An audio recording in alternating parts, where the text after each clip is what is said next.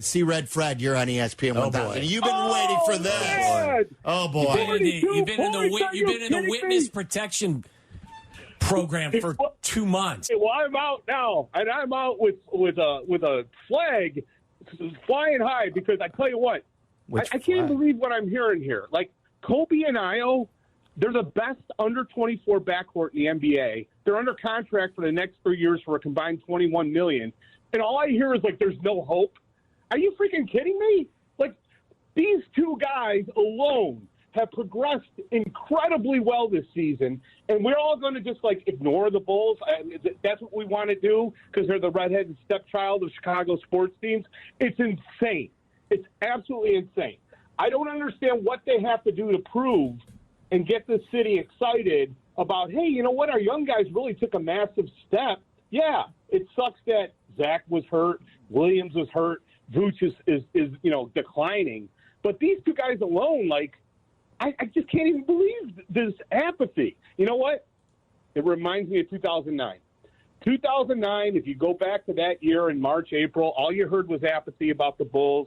They're not going anywhere. Our young guys aren't progressing. Next thing you know, 1 Celtics versus 8 Bulls, 7-game series. We scare the heck out of them. 2 years later, we're in the Eastern Conference Finals. Listen, I think history's going to repeat itself. Punxsutawney Fred pops his head up every now and again, especially after something decent happens, and then tries to sell us hope again. And if in fact they go to Miami and they get beat, Punxsutawney Fred. But Punxsutawney Phil's been right more than Punxsutawney Fred. No question. Yes. And by simply looking in his shadow. Yeah. Well, I'm just saying, like, every now and again, he'll pop his head out and try to sell us hope. Well, it's a good time to pop up with Coby putting up 42. Don't you think so? Isn't this the time to talk?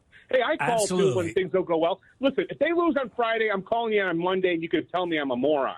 But until then, let's get on this bus because I got 17 more to go before 7. You know what I'm saying? 17 more wins. I will bet you whatever you want that they will not have 17 more wins from here to the end of the season. Probably true, but I don't understand Here's why what you're I will not give excited. you. I'll give you the long-term bet of they will not win 17 postseason games till 2027. Let's have a bet right now. Yeah, I'll buy pizza for the office. I'll write this down, and if they do have 17 postseason wins, I come in and host the show all day. You guys have to listen to me. And I get a dinner for my wife and me anywhere we want to go on you.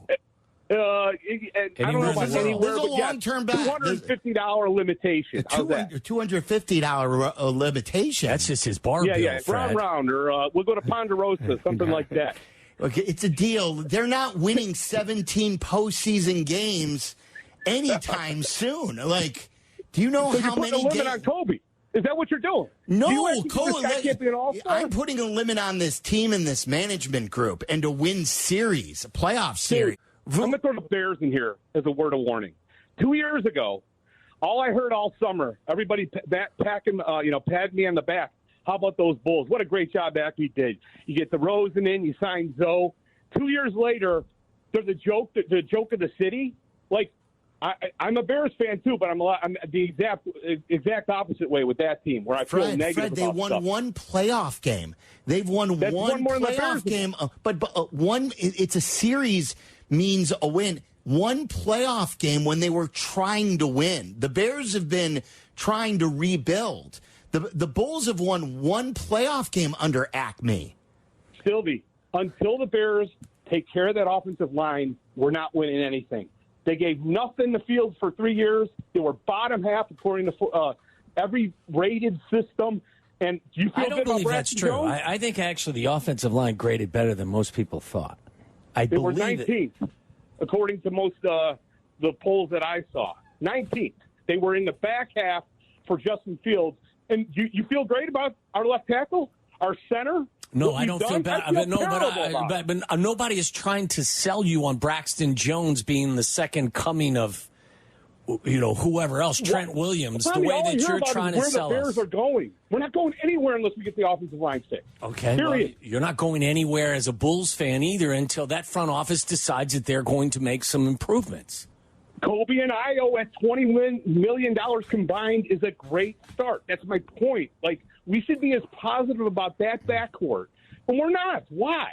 Like, why are we so down on the Bulls? Here's why, really quick.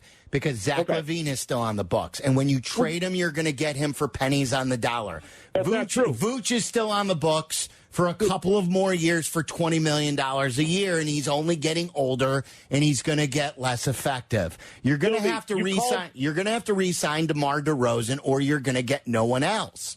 Like, you call Golden State, you do a sign and trade for Klay Thompson, you sign him to a 1-year deal with options on 2 and year 3, and you trade for him straight up. Then you're off the long-term deal. Fred, we got to go. We got to go. All right, Fred, thanks. I love you guys. Love you too. We're back. The Bulls are back. He's nuts. I love that his guy. enthusiasm, and I like him as a guy. I want to ask you this question. Think about this during the break. How many years would you give the Bulls to win 17 postseason games? Not playing, postseason. I said they won't do it by 2027. I just made a bet with him. 312-332-3776.